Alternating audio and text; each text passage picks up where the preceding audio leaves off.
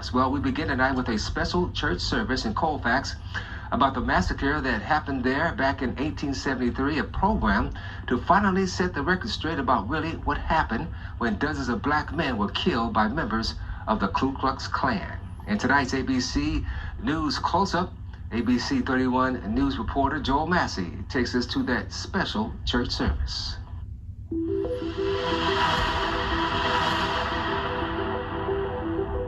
This memorial tells the story of the former enslaved people here. It comes up with them coming over in a boat here in slavery.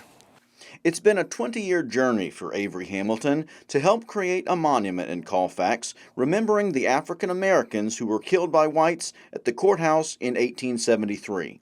On the left side of the monument is a narrative of the Colfax Massacre. In the middle, a mural depicting the plight of black Americans from slavery through emancipation. And on the right are the names of those known, killed, and wounded. When he moved back into the area, a historical marker stood honoring 3 whites who were killed and framed the event as a riot by blacks that was put down. As the marker they put up in 1951 stated, it says, brought an end to the carpetbag misrule of the South. They felt that what the carpetbaggers was doing, forcing them to allow blacks to be elected and equality, that was a misrule.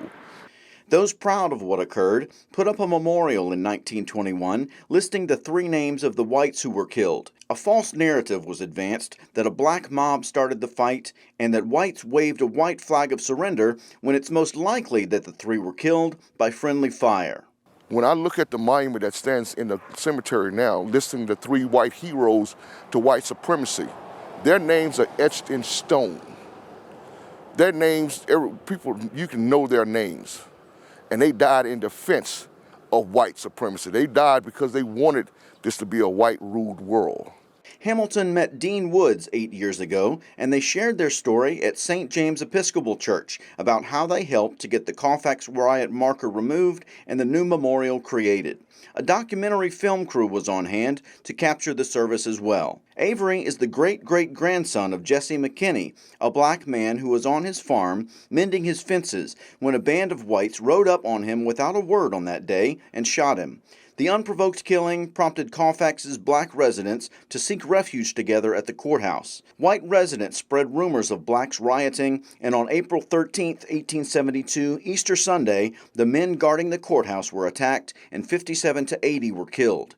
Woods is the ancestor of Bedford Woods, a man who fought on the other side of that battle. My great-grandfather, a man I did not know and never heard his name, found out he was part of the men that did the killing. And it disturbed me greatly that I had someone in my family that would do that.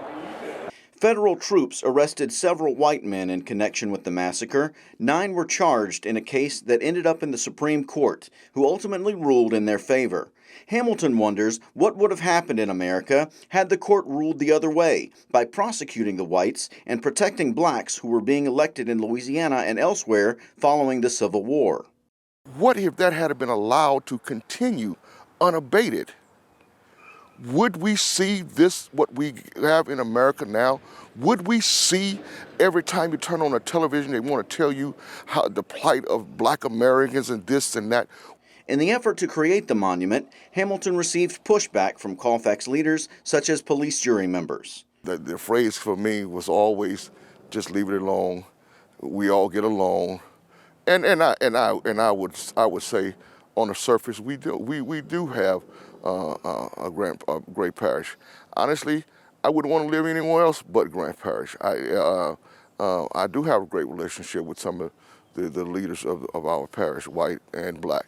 And so that's not my issue. I just want to be able to tell the truth. Truth that now stands for all to see in Colfax, Louisiana.